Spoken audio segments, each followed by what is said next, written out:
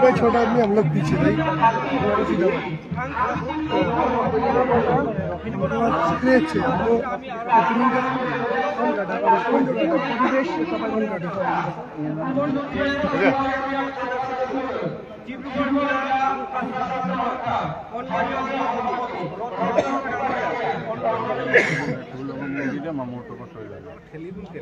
তোৰ লোক পাইছো ঠেলা ঠেলি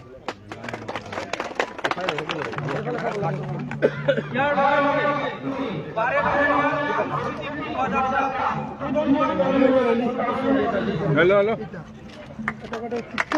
जोर से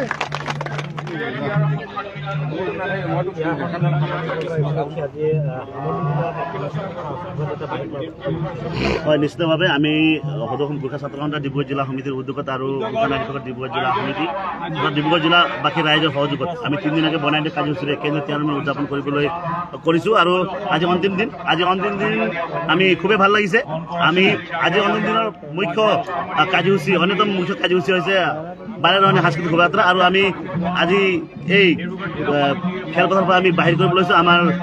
সদৌ গোৰ্খা ছাত্ৰ সন্থাৰ কেন্দ্ৰীয় পদাধিকাৰী কেন্দ্ৰীয় বিষয়ববীয়াসকল আমাৰ মাজত আহি উপস্থিত হৈছে বিভিন্ন জাতি জনগোষ্ঠীৰ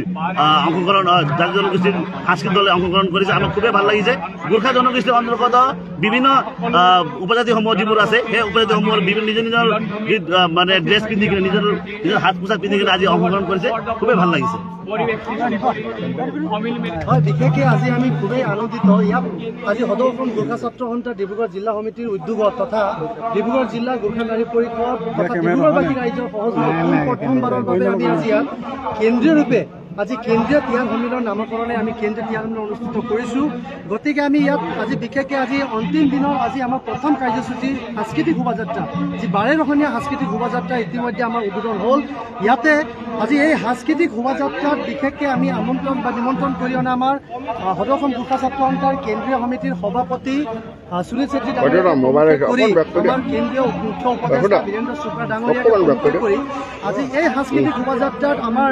গোৰ্খা জনগোষ্ঠীৰ বৃহত্তৰ গোৰ্খা জনগোষ্ঠীৰ বিভিন্ন আমাৰ উপজাতিবোৰৰ আমাৰ বিভিন্ন জাতি জনগোষ্ঠীৰ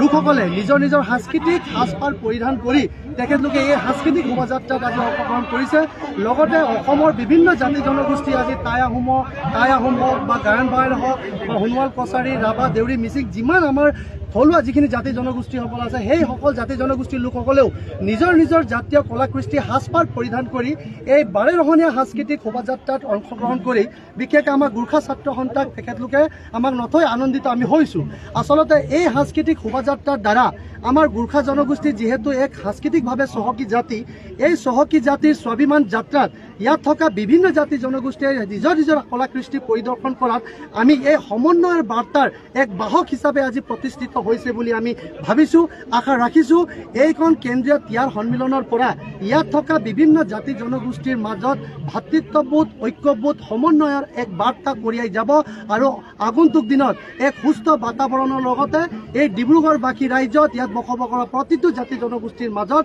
এক সুস্থ বাতাবৰণ সৃষ্টি কৰিব বুলি আমি আশা ৰাখিছোঁ।